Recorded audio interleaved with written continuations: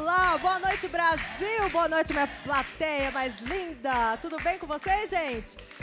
Bom, gente, o programa de hoje tá muito legal e muito importante. É o seguinte, nós vamos tratar de um assunto muito importante, que é a proteção das nossas crianças. Tantos perigos, né, gente, que a gente vê por aí. E olha, os pais precisam, né, ficar atentos, né, com as nossas crianças. Então, hoje a gente vai falar de um tema, assim, que é abuso infantil, muito importante. Então, ó, fique ligadinho aqui com a gente, tá? Porque a gente vai falar isso, a gente vai receber várias pessoas aqui no nosso palco para a gente debater esse assunto. Mas antes, eu conversei com uma das maiores musas do nosso Brasil. Sabe com quem que eu falei, gente? Com essa maravilhosa Solange Frazão. Roda aí!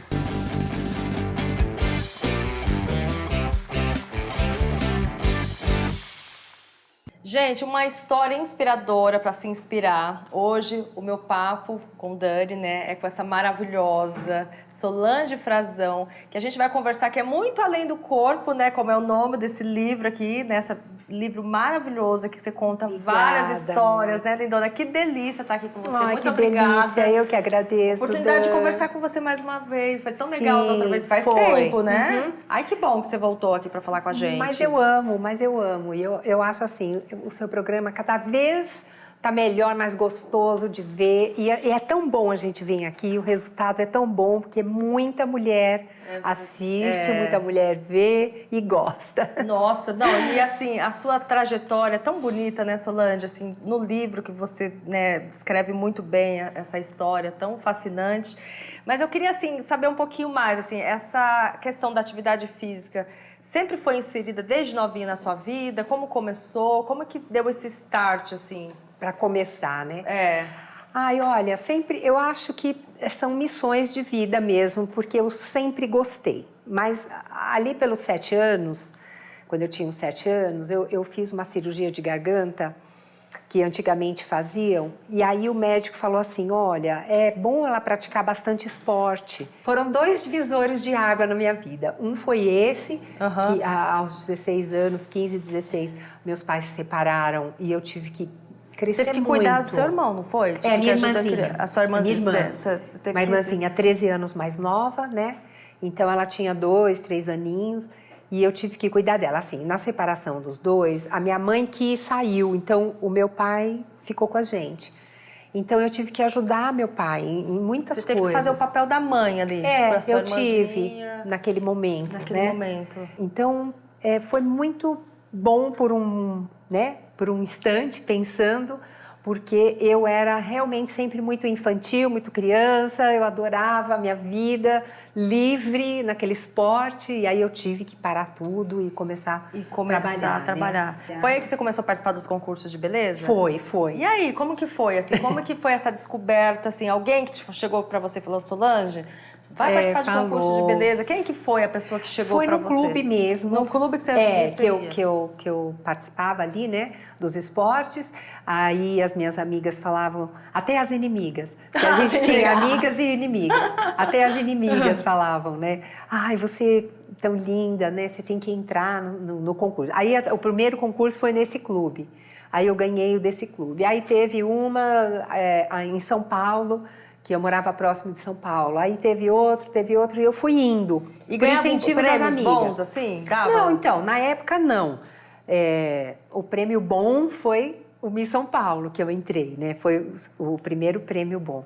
Foi o primeiro concurso que o Silvio apresentou do Miss São Paulo e Miss Brasil. Era de uma outra, né, um outro grupo, e aí o Silvio comprou. E eu entrei. E foi muito bom, porque também, né, foram vários perrengues, várias coisas que eu passei. Mas foi bem gostoso. Aí eu ganhei o Miss São Paulo e fui vice-Miss Brasil.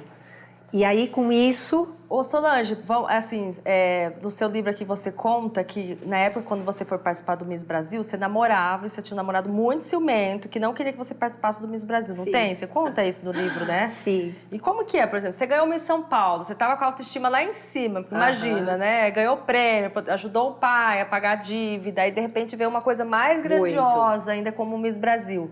Sim. E era ciúmes? Por que ele não queria que você participasse do Miss Brasil? Porque, sim, eu acho que naquela época era assim mesmo. Os homens eram bem mais machistas do que hoje. Eu acho que hoje eles estão né, acostumando um pouco a gente. E aí, Mas aí, foi muito engraçado. Você queria ganhar ou você não queria ganhar o concurso? Então, eu fiquei muito dividida. Eu fiquei muito dividida.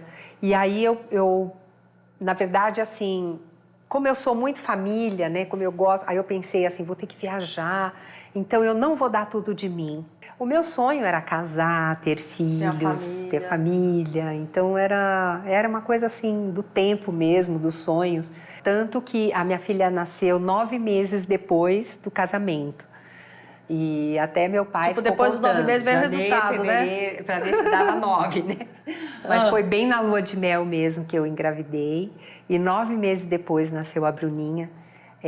Aí, um ano, quando a Bruna tinha 1 ano e 2 meses, eu engravidei de novo. 2 anos depois nasceu a Tabata.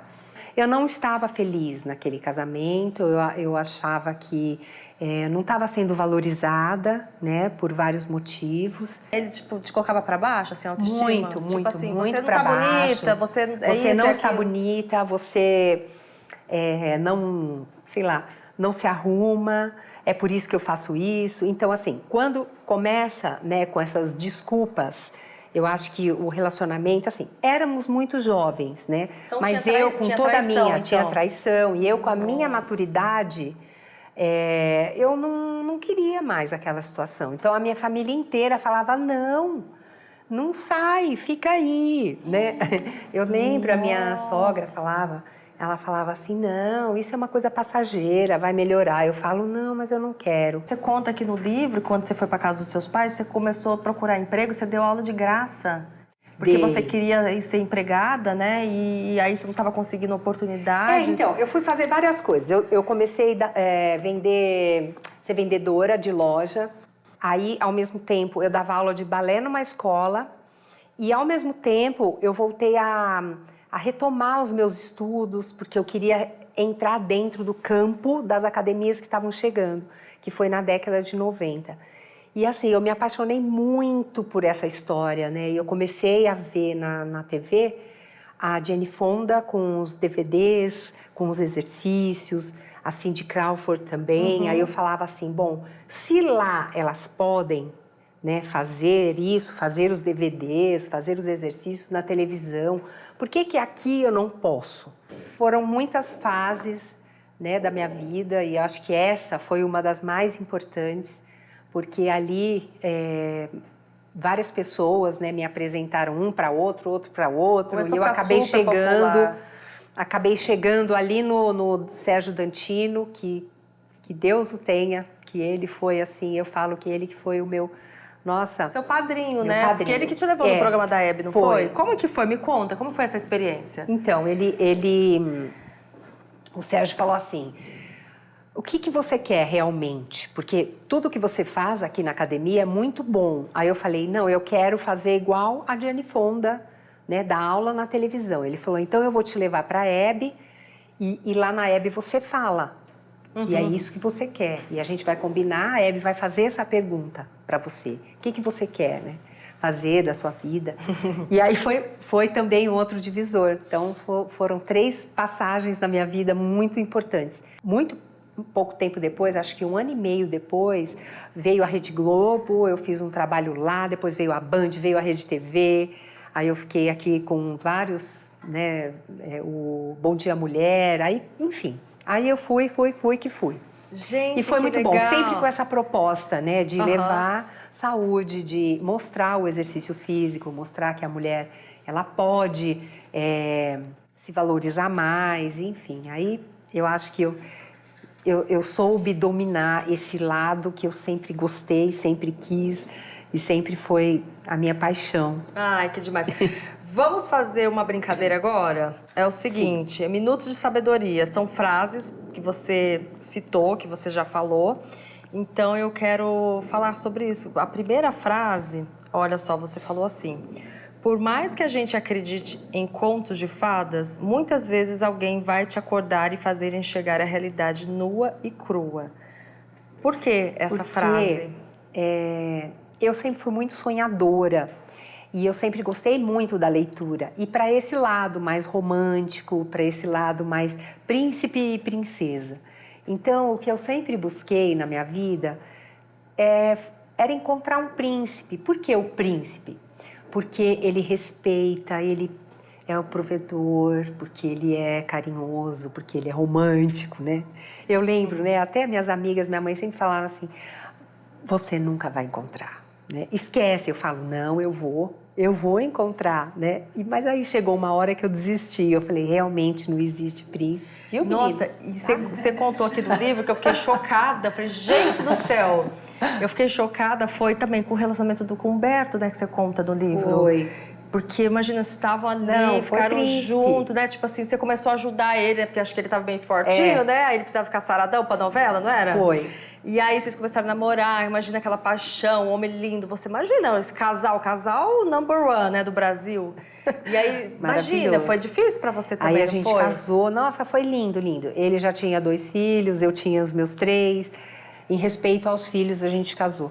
Mas também, eu acho que nós fomos precipitados, né, nesse casamento, porque o Humberto, a vida dele é no Rio de Janeiro, a minha vida era aqui, né, meus programas, então eu estava muito atrelada aqui com os meus trabalhos, né, e ele lá. Então a gente começou a ficar muito ausente um da vida do outro e começou a complicar, né, muito.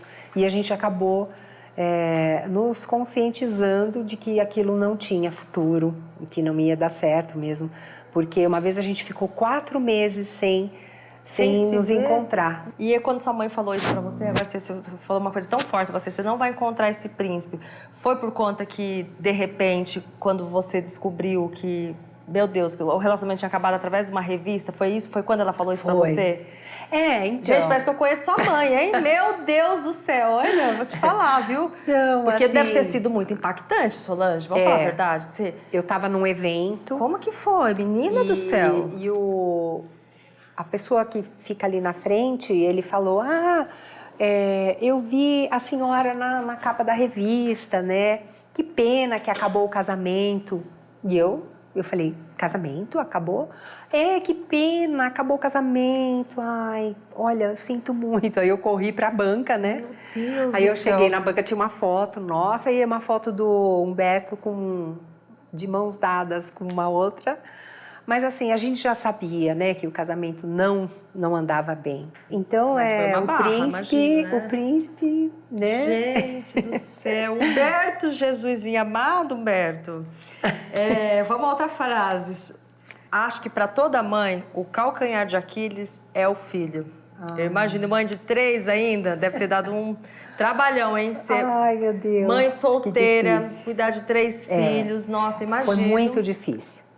E assim, eu acho que para toda mãe é sempre muita responsabilidade, para tudo. Eu acho que Deus esteve tão presente na minha vida em todos os momentos, porque eu sempre tinha uma forma lúdica, divertida, de passar pelas dificuldades que eu passei com eles. Sim. No livro você conta também sobre, né, você teve acho que decorrência de tudo que você passou, né, de todo esse sofrimento, de tanta dificuldade, né, criar 3 filhos sozinho, separação dos seus pais, trabalhar, né, aquela coisa toda. Você chegou a ter síndrome do pânico, né, de medo. Você conta isso no livro também? Foi depois que meu filho teve essa convulsão, eu comecei a sentir umas coisas meio estranhas que eu nunca tinha sentido. Como é que você percebeu? Assim, eu percebi assim, com o meu coração no meio da noite. Então acelerado? Eu ia dormir, aí eu acordava com o coração acelerando, aí eu comecei a ficar com medo de dirigir, e aí eu comecei a fazer as coisas a pé, assim, eu fiquei com medo de encontrar muita gente. Então nas festas de aniversário, no meio da festa, assim, eu tinha que ir embora. Eu não sei, eu comecei a me sentir mal e buscando ajuda, né, médica, eu fui saber que era o pânico e que era, assim, por um transbordamento mesmo da mente, que ela tem um limite, né, a serotonina, a endorfina, eles têm um limite de alcance e eu estava passando por aquilo. Então, quando eu fui num médico e ele falou, você tem que passar por um psiquiatra, e começar a tomar a medicação, eu me recusei total, conto no livro, que eu falei, não aceito isso na minha vida, eu não aceito, eu sempre fui uma mulher muito forte, Como é que eu posso entregar as cartas assim? Não vou aceitar. E aí eu fui estudar sobre a doença e eu descobri que que quanto mais endorfina, né, e serotonina você desenvolver, que são 2 hormônios muito importantes que a gente tem, né?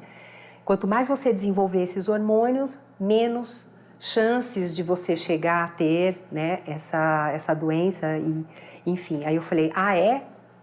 Aí eu comecei a pesquisar o que eu poderia fazer para subir, né, a minha endorfina. Então, ao invés de treinar 1 hora, eu treinava 2 e eu comecei a correr, né? Foi a corrida que me salvou. Ou na corrida. Foi. Outra frase. Nada poderia ser pior na vida do que ouvir uma pessoa que não conhece a minha história me oferecer uma posição de troca do que eu tenho de mais precioso. Você falou isso no livro. Que situação foi essa, mulher? Quando a gente entra no meio artístico, é engraçado que você entra ali e você, às vezes, não é vista da forma que realmente você é, né? E eu recebi algumas propostas. Proposta indecente, assim, Solange? Sim, propostas muito feias. Como? Me cita assim, umas, olha, assim. Esse programa, ele pode ser seu, mas aí a gente pode namorar? E o cara era casado, né? Caraca! Tem um grande posto, mas assim, as pessoas sabem, né? Eu fiquei muito triste. Primeiro porque eu falei assim, mas aonde será que eu tô passando essa mensagem para essa pessoa abusada falar isso, né? Não, eu fico imaginando você, né? Você tanto tempo, né, trabalhando, né, com o seu corpo, de trazer o bem-estar para as pessoas, que era o seu, sei lá, a sua ferramenta, né, do seu trabalho, o seu corpo, né, estilo de vida e tal, e de repente você receber isso é uma agressão mesmo, né? É uma agressão muito, Nossa, muito eu imagino que deve ter mexido muito com vocês, né? Porque é um corpo que ajudou a criar seus filhos, o corpo, né, assim, claro. de ensinar as pessoas a fazer ginástica, trazer esse lifestyle. Nossa, deve ter sido muito difícil mesmo para você, né? É bem difícil. Mas ainda bem que foram poucas vezes e eu sempre impus, né? Muito respeito em todas as situações. Bom, lindona, tem um momento aqui muito especial, que tem pessoas lindas, maravilhosas que você ama. Que fizeram questão de mandar mensagem. Ai, gente, você com essas histórias. Ai, olha só, se prepare. Ser a mãe da Solange, eu posso até dizer de que desde que ela nasceu, eu acho que ela seria uma pessoa iluminada na vida toda. E acertei. Você é minha inspiração, você é a minha super heroína, meu exemplo de mulher, sempre te falo isso. Obrigada por ser a melhor mãe do mundo. E obrigada por ser minha referência, por ser referência das minhas filhas também. E por ser essa vovó maravilhosa que você é. Um beijo, te amo. Oi, mãe. Queria te agradecer por tudo que você me ensinou na vida, pela minha educação, que é elogiada em diversos lugares, mas você é uma inspiração para a nossa família e para os seus filhos. Tá bom? Te amamos muito. Um beijo grande para você e que você continue sendo essa pessoa maravilhosa que você é, essa inspiração para todos. Tá bom? Beijo, mãe. Oi, estamos nós três aqui para mandar um beijo especial para essa mamãe, essa vovó perfeita, maravilhosa da nossa vida. Mãe, obrigada por tudo que você foi, que você representa para nós, tá bom? Te amo. Titito, manda um beijo pra vovó. Vovó, te amo, você é a melhor vovó do mundo. Vovó, você é a melhor vovó do mundo. Oh, meu Deus. Beijo, te amamos.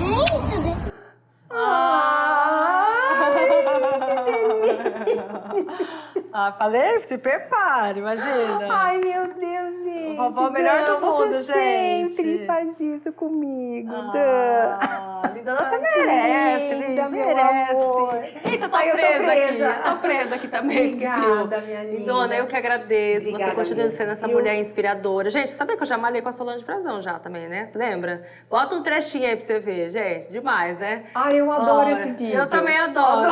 Eu também adoro.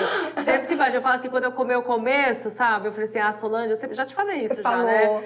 Que foi uma das artistas, assim, mais especiais, assim, sabe? Que é, tipo, fora da câmera, igual, assim, pessoalmente. Porque tem gente que é chato, ó. E você foi super me recebeu, sabe? Não fazia egípcia comigo. Não. Me botava pra malhar, que delícia. Que Olha, delícia, obrigada, meu viu? Por amor. todo o Muito carinho. obrigada, Muita viu? sorte. Que Deus continue te abençoando sempre, viu? Amém. Você merece todas as homenagens, sempre. Ai, que linda. Gente, parabéns, essa maravilhosa, essa musa Solange Frazão, arrasando aqui no Sensacional. Gente, que linda.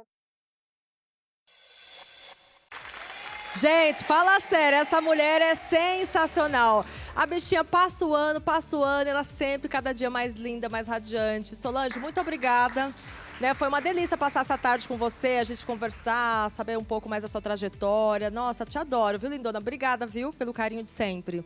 Bom, gente, agora a gente vai falar de um assunto muito delicado, mas muito importante, né, que a gente vai debater aqui hoje, aqui no Sensacional, sobre abuso infantil.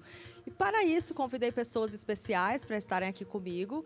Maravilhosa Alessandra Scatena. Muito obrigada pela sua presença aqui. Amiga. Como que você tá? Tá tudo bem, lindona? Tudo bem. Cada dia mais linda. Você Melhor também, agora. né? Ah, quem fala, É gente? verdade, cada dia mais linda. Eu agradeço pelo convite e vamos falar sobre um assunto muito delicado, mas de extrema importância, com certeza. É verdade. A presença da Luciana Temer aqui também, que é advogada, né, e presidente do Instituto Liberta. Seja muito bem-vinda aqui, viu, Luciana? Eu que agradeço e é um privilégio poder falar de um assunto tão importante num espaço tão importante como o seu. É verdade. Você sabe que isso faz tempo que estava me incomodando e eu falei assim, gente, vamos debater essa pauta. A gente vê tanto isso, tantas coisas acontecendo ao nosso redor e a gente precisa, né, alertar a população, as pessoas, os pais, enfim, né, para que a gente cuide, né, das nossas crianças de uma maneira tão importante, né?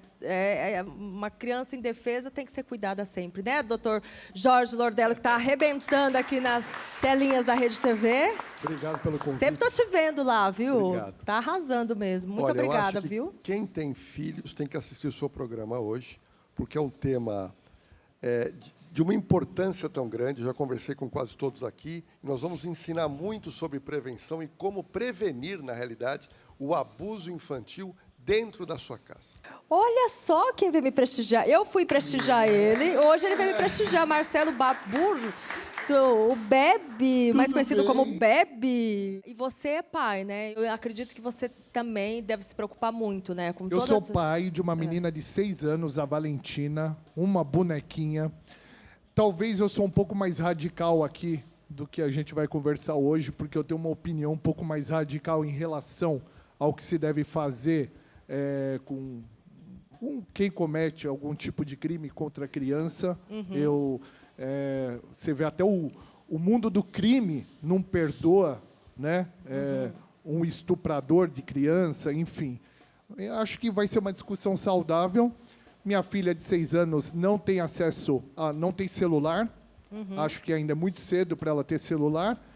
E tem um tablet infantil controlado. Então, talvez vai ser legal. Vou aprender muito com a doutora, com o doutor. Sim, exatamente. A gente chamou você aqui para a gente até saber um pouquinho como que você, né, trabalha com a sua filha, como você ensina.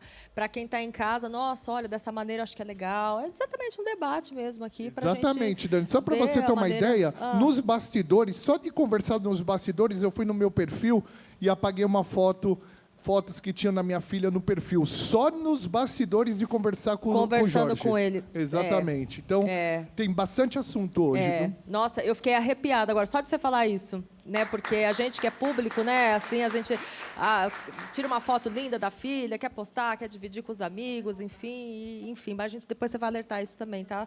E o doutor Rafael Moio, que é psicólogo. Tudo bem, querido? Seja muito bem-vindo aqui. Tudo bem, é um prazer estar aqui. E você vai nos ensinar aqui também, né, a direção, como que a gente pode, né, orientar as crianças, de que maneira que a gente, né, possa fazer algo que para ajudar, né, ali para evitar esse tipo, né, de uma coisa tão delicada, né, que a gente vê. a gente vem vendo, né, cada vez mais isso. Então, vai ser de extrema importância aqui você estar aqui com a gente para fazer essas orientações, né? Agradeço, acho que vai ser muito importante estar aqui, porque acho que tem pessoas de várias áreas, né? E eu acho que essa multiplicidade de áreas vai ajudar a gente a ter um debate mais rico, né? A partir de vários pontos. Então, como colocaram, é um assunto delicado, é um assunto difícil, mas necessário. É super necessário, né? Bom, para a gente começar aqui essa conversa aqui, eu queria botar agora um vídeo de pessoas famosas, né, que fizeram relatos, né, em relação a esses abusos na infância, enfim. E eles falaram publicamente sobre isso, né, um assunto tão delicado, mas eles fizeram questão de abrir, de passar essa informação do que eles passaram, enfim, com experiências, né, que aconteceram, para a gente conversar aqui. Então, roda aí, para vocês entenderem melhor. É muito comum olhar para alguém muito famoso e pensar: não é possível que isso aconteceu. Nos últimos anos, vários artistas revelaram abusos horríveis que sofreram quando eram crianças e só conseguiram falar anos depois, quando já eram adultos. Desde casos dentro de casa até na rua e nos treinos esportivos, o abuso infantil, infelizmente, marca a vida de muitas pessoas. Nomes como Rita Lee, Letícia Sabatella, Diego Hipólito, Cláudia Gimenez, Karen Junqueira e Vanessa Jackson também passaram por isso. Inclusive, Vanessa relembrou o terrível ocorrido aqui no Sensacional. Fui abusada dos 5 aos 10 anos de idade por 2 adultos sexualmente. Então, eu era abusada quase todo dia e eu não falava pra ninguém. Jura? Mas era dentro da sua casa? Dentro do quintal, né? Era um quintal de família. O abusador, ele coloca na cabeça da criança que ela é a culpada.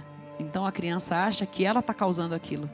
Todas essas tristes histórias nos mostram como temos de proteger as nossas crianças e de como isso é um tema super importante e que precisa ser mais conscientizado. Nossa, você viu, né? Ninguém está livre disso, né? A gente vê tantos artistas, né? Assim, né? Você vê, pessoas anônimas, artistas, não importa a classe social, se é de uma classe mais baixa, de um acesso maior, enfim, não importa, né? Eu acho que qualquer classe social não depende de dinheiro, de onde você mora, se a casa é bonita, se a casa é pequena, se a casa é grande, não tem. Isso acontece muito, né, doutor? Daniela, eu trabalhei em plantão policial em São Paulo como delegado muitos anos.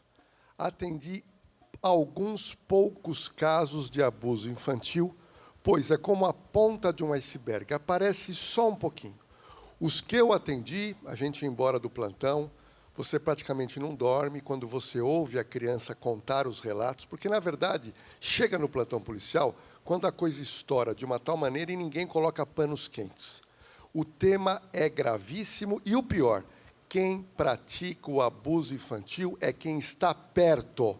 Perto da criança. É o parente que está dentro da casa, é o parente que visita, é o vizinho ou, às vezes, até o colaborador doméstico. Ô, Luciana, e você teve, né, infelizmente, né, foi vítima disso, né, infelizmente. Eu acho que o meu caso, na verdade, é um caso clássico, né? Eu brinco, é um clássico. É uma menina de 12 anos voltando sozinha da escola e um homem na rua se masturbando, olhando para você e chamando uma rua.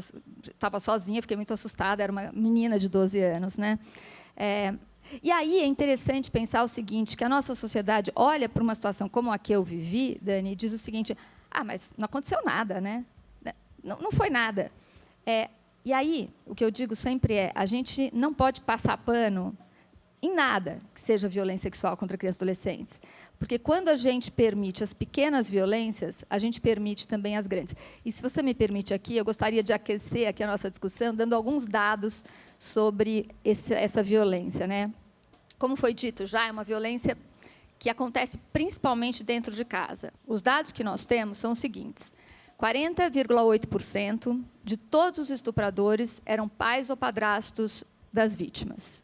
Então, Dani, acho que é muito importante. Dói, é muito ruim. Dói, é doloroso, né? Porque, imagina... Mas se a gente não entende que quem vai pegar, ou quem quer pegar o seu filho ou sua filha, não é o louco maluco que está na rua, mas é o tio bonzinho que está dentro de casa, a gente não consegue proteger os nossos filhos. Então, infelizmente, a gente tem que botar a lente desta violência, enxergar onde ela está e poder, com isso, proteger as nossas crianças. Sabe o que eu queria? Eu vou colocar algumas perguntas aqui, aí a gente vai conseguir debater também. Então, vamos colocar a primeira pergunta. Oi, pessoal, boa noite para todo mundo. É claro que ninguém quer lidar com esse tipo de situação, né? Mas o que fazer quando uma criança conta que foi vítima de abuso sexual?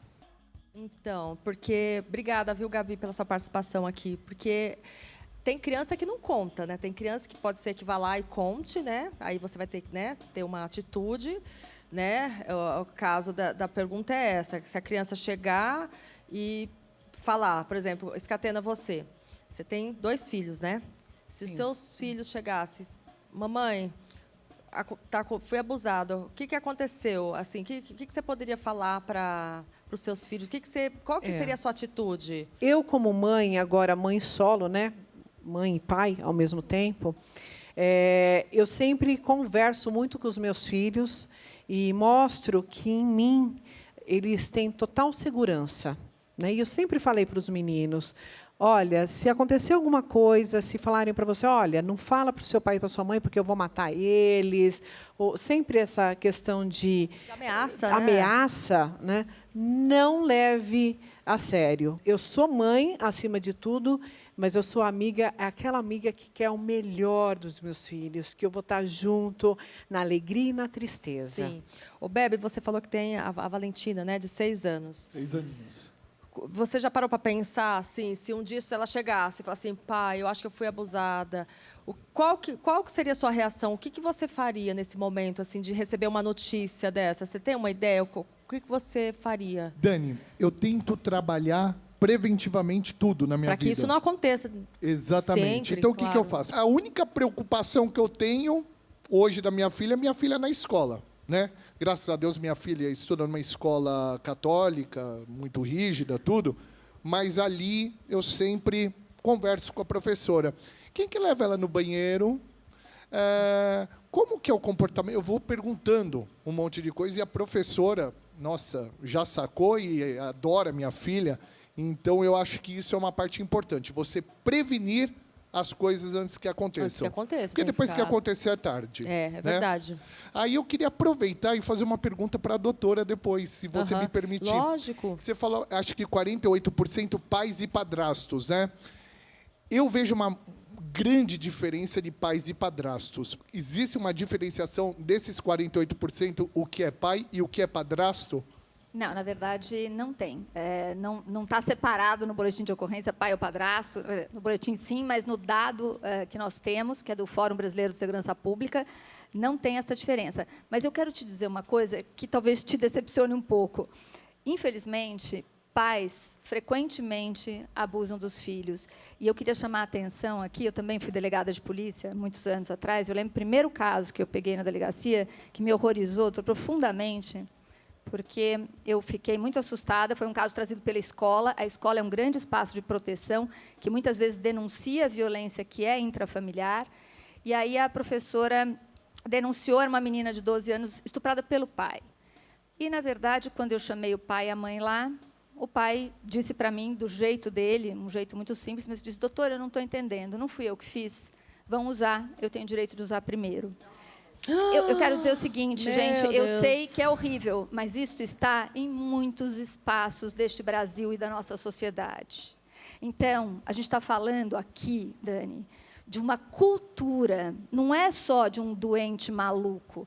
A gente está falando de uma sociedade que, com o seu silêncio, com não falar sobre este assunto, por isso é tão importante esse seu espaço, a gente permite que as violências aconteçam. E este homem que estuprou a filha viu seguramente isso acontecer com a mãe dele, com a irmã dele, com a filha.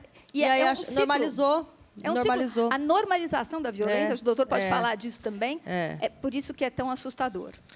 Ô, doutor Nordello, qual que é a atitude, vou ser bem prática, assim, quando aconteceu um abuso, qual que é o primeiro ato que os pais têm que fazer? Quem procura? A polícia, o médico? O que tem que fazer? Psicólogo, enfim. Qual que é a primeira coisa que tem que fazer? Essa pergunta é fantástica, né? Os pais vão ter que tomar uma série de medidas. A medida médica, você tem que levar o seu filho passar por médicos, exames. A medida psicológica, nós temos aqui um psicólogo, mas necessariamente o registro do boletim de ocorrência. Ô, doutor Rafael, nesse caso, assim, né, que o doutor falou, vai fazer um boletim de ocorrência, já tem que, né, tomar essa iniciativa na hora, assim, né, porque, até para ter provas, né? E a questão psicológica da criança, como que faz? Já tem que entrar com uma medida, né, rápida para que essa criança seja menos minimize, né, o grau de né, sei lá, da criança ficar traumatizada, né? Quer dizer, vai ficar traumatizada, mas de minimizar isso, né? Exatamente, exatamente. Eu acho que uma forma de minimizar começa justamente nesse momento que a criança está contando. Né? Porque muitas vezes contar para a criança é reviver aquele trauma. Então, assim, não é que ela vai estar contando uma coisa qualquer. Ela está contando uma coisa que mexeu com ela de uma maneira profunda. E acho que é importante ter essa consciência de que, a partir dessa situação, esse vai ser um tema que vai precisar ser trabalhado. Eu acho que uma coisa importante também para a criança saber, naquele momento, que aquilo não é culpa dela. Entendi. Vamos para a próxima pergunta? Roda aí. A cantora Pitty revelou numa entrevista que foi abusada pela empregada doméstica quando criança. Ela revelou que a funcionária a levava para o banheiro e ficava ali passando a mão nela. Por que normalmente a gente sempre associa esse tipo de abuso a uma figura masculina? A gente associa mesmo, né, a figura masculina, né, Luciana, como abusador. Eu acho que isso tem a ver com o nosso processo super machista de sociedade, né? Primeiro que assim, o número de homens abusadores é muito maior mesmo do que o de mulheres, pelo menos nos registros. Mas hoje eu estou convencida, Dani, de que os registros de homens são bem menores também, porque a gente vive numa sociedade que, quando o homem é abusado, quando criança, por uma mulher, e não é incomum que homens sejam abusados por mulheres, homens pequenos. Quer dizer, quando um menino de 12 anos na nossa sociedade transa com uma tia de 30, ele cresce achando que ele é sortudo. Só que não, ele foi estuprado pela nossa legislação e com certeza, o doutor pode dizer, problemas psicológicos que virão a partir disso. Então, acho que a nossa sociedade tem essa relação machista com a sexualidade, né?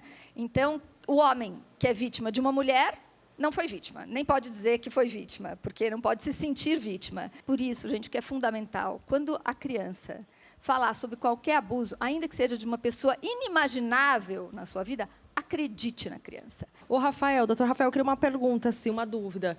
A maturidade, por exemplo, de uma criança de 11 anos, para mim, é muito criança. Tem, assim, uma idade que você fala assim, nossa, uma criança de tal idade tem mais uma maturidade, vai conseguir ver essa malícia, vai ver que isso é errado. Mas tem uma idade, assim, que é para os pais, por exemplo, ficar em casa, assim, nossa, com essa idade meu filho tem mais maturidade, ou não? Para ter o celular, especificamente, né? Porque hoje, esse mundo digital, né? Todo mundo tem acesso a tudo, né?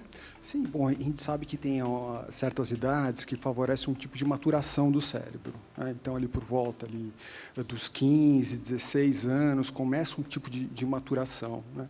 Mas eu diria que mais fundamental do que isso é você poder perceber que mundo é esse dessa criança, né, de 12, 13, 14 anos, né? O que ela está assistindo, com quem ela está se relacionando, né, como ela está se vestindo. Eu acho que assim, esses elementos são fundamentais para um determinado tipo de abordagem, né, um determinado tipo de apresentação, né, desse tema. Eu acho que, de fato, é um tema que ele sempre tem que estar presente, né, para a criança. Mas acho que tem formas diferentes de abordá-lo de acordo com a maturidade da criança. Né? Entendi. Vamos à próxima pergunta. A maior preocupação dos pais, com certeza, né, com a segurança dos filhos, né? Os pais querem proteger os filhos, né? Até que ponto vale colocar câmeras de segurança em casa e em quais cômodos? Ô, Marcelo, você já pensou nisso? Você falou assim que você não gosta que a sua filha tenha eletrônico, celular é proibido, essa coisa toda, assim. Aí ela fica muito, pelo que eu entendi, com a sua mãe, né? Sua mãe que faz esse cuidado todo, assim. Mas e aí, qual que é o seu tipo de segurança? Você é assim de pensar câmera, você colocaria câmera? Não porque você confia muito na sua mãe, mas, por exemplo, uma babá ou uma pessoa que você teria que terceirizar, que não seja da sua confiança.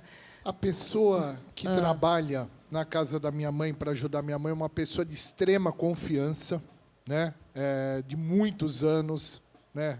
Ponho minha mão no fogo. Eu não não tenho a necessidade De de botar colocar. câmera, essa Enquanto eu tiver minha mãe ali, porque vó é a coisa mais maravilhosa do mundo. Vó ajuda de uma maneira e protege a criança, e é de outra geração, não fica na internet, né? Enfim. Então, eu não tenho essa necessidade, Dani, né? Mas, como a doutora falou, acho que em muitos casos é necessário ter câmeras, tudo, né? Depois eu queria até levantar um outro tema, desculpa até, porque tem as perguntas aí, mas em relação ao poder público, em relação às leis, com tudo isso, né? A gente está protegido pelo Estado? Não. O estuprador vai preso, fica um tempinho, depois é solto, vai cometer o crime novamente. Doutor Lordello, e aí na questão que o Bebe falou? Tá. Existe punição para isso? Não existe? Porque às vezes tem mães, pais que às vezes não querem denunciar o abusador, com medo que não vai ter uma represária, vai ter retaliação, e aí acaba se expondo, aí não quer se expor, e porque depois fica com medo do abusador, sei lá, não fica presa, aí depois vem fazer alguma coisa para se vingar. Como funciona as leis do nosso Brasil em relação a isso? Só queria dar um pitaquinho em relação à câmera de segurança. Eu sou favorável às câmeras, Marcelo. Você tem que pôr a câmera na sua casa. Hoje já tem equipamentos que você compra uma câmera, é super barato, é barato mesmo, que você pode monitorar através do seu celular. Você não tem fio, não tem nada. É muito importante, tanto para a segurança da sua casa, como para a segurança de filhos pequenos. Outro detalhe. Pouca gente sabe no Brasil. O chamado estupro de vulnerável é o quê? É qualquer relação sexual praticada por uma pessoa menor do que 14 anos, mesmo sendo consentido. E aí nós entramos na parte punitiva, aonde eu entendo que a pena ela não é alta e o pior, nós temos o que o Bebe falou, que é as progressões de pena. Porque se no Brasil não tivesse a progressão, pelo menos a pessoa cumpriria uma pena. E todo mundo sabe que o estuprador, o pedófilo, quando ele é preso, fica um tempo preso, volta e é reincidente.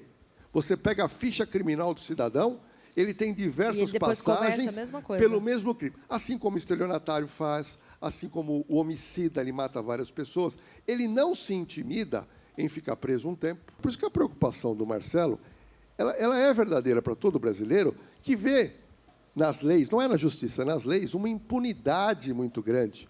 Pois eu entendo que uma pessoa que pratica abuso sexual contra uma criança, ela deveria ter uma lei, uma pena muito mais severa do que tem hoje. Agora, uma dúvida minha, por exemplo, sei lá, na minha casa acontece uma cena dessa, eu pego no ato, sei lá, a pessoa fazendo isso com uma filha minha, e eu vou lá de legítima defesa defender a minha filha. Eu vou lá dar uma panelada na cabeça do sujeito, alguma coisa, e aí eu mato essa pessoa. Você está em legítima defesa Aí de tem mulher terceiro. presa por causa disso. Tem? No Brasil, tem mulher presa porque matou o sujeito que estava estuprando a filha dela. Então, a gente precisa pensar muito nisso. É um absurdo. Então, mas olha as coisas, né, que a gente imagina. Qual é a mãe que vai ver uma cena dessa e não vai querer se vingar? Eu?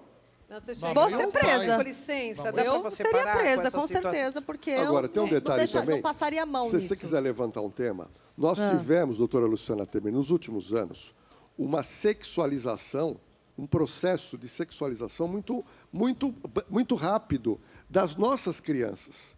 Vocês se lembram muito bem quando surgiu o funk, quando você tinha toda uma caracterização envolvendo muito, e as crianças se envolveram com aquilo. Ou seja, você traz o tema, não sei se a doutora Luciana concorda, mas o tema sexo foi trazido para as nossas crianças muito cedo, nos últimos anos. E eu acho que isso, doutora, não vejo isso de forma saudável. E, de novo, a gente concorda no que educação e conscientização é o que vai tudo, enfrentar esta com questão. Com certeza. Porque é sobre isso. E aí a gente pode fazer um programa só sobre discussão de pornografia, que é o que as crianças começam a assistir nos celulares e a gente tem que conversar com elas. Bom, roda a próxima pergunta. Quais os sinais que os pais precisam ficar atentos, né, e observar para poder identificar se o filho sofreu algum tipo de abuso, né, ou se está passando por algum tipo de abuso? Ótima pergunta. É maravilhosa essa pergunta, viu? A criança, será que a criança fica diferente, fica com receio de falar? Bom, depois do intervalo a gente vai responder essa pergunta. Não desgruda da gente que a gente já volta. Então, é uma variedade de sintomas que pode estar em jogo nesse momento, né? De volta com o nosso Sensacional, a gente está aqui debatendo um assunto muito importante sobre abuso infantil e a gente deixou uma pergunta no ar para a gente voltar aqui a responder. Por favor, coloca a pergunta. Quais os sinais que os pais precisam ficar atentos, né, e observar para poder identificar se o filho sofreu algum tipo de abuso, né, ou se está passando por algum tipo de abuso?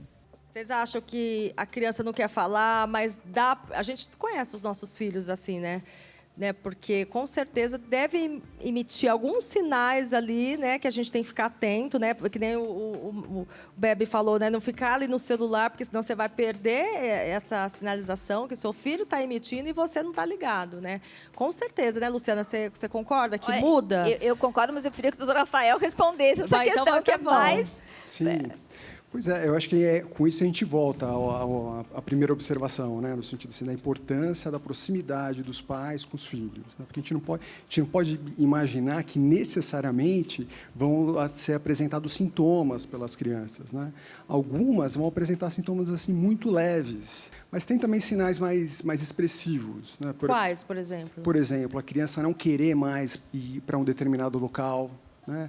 Ela passar a ter pesadelos, terror noturno, né? Fazer xixi na cama, repentinamente ficar muito irritada ou depressiva, né? Então, é uma variedade de sintomas que pode estar em jogo nesse momento, né? Gente, eu quero agradecer profundamente a presença. Alessandra, muito obrigada, viu? Sempre eu que um prazer agradeço. recebê-la aqui. Parabéns pelo programa, viu, Obrigada. Dani? Parabéns mesmo. Luciana, muito obrigada também. Você volta mais vezes aqui, tá? Porque a gente quando precisa você debater chamar. mais. E você prestou um grande serviço público hoje. Parabéns para a Rede Eu quero TV. fazer a pauta da pornografia com você, porque eu acho de extrema importância, assim, para a gente poder ajudar os nossos pais, as nossas crianças. Doutor Lordello, você também, viu? Volta mais vezes aqui. Obrigado. Viu? Você Deixa eu sempre fazer ajuda um a gente. convite toda sexta e sábado à noite, Operação de Risco aqui na Rede TV. Marcelo, muito obrigada também, viu? Eu que agradeço. Obrigado, Dani. Manda um beijo pra Valentina, sua princesa, viu? Valeu, Dani. Doutor Rafael, muito obrigada também pela sua presença aqui, viu? Volte mais vezes. Eu que agradeço, fico à disposição e queria parabenizá-los também, porque é um tema de fundamental importância. Obrigada, viu? Gente, olha, obrigada pelo carinho. Lembrando que toda quinta-feira a gente está aqui na telinha da Rede TV. Obrigada pela audiência, pelo carinho. Uma excelente noite para você e até mais.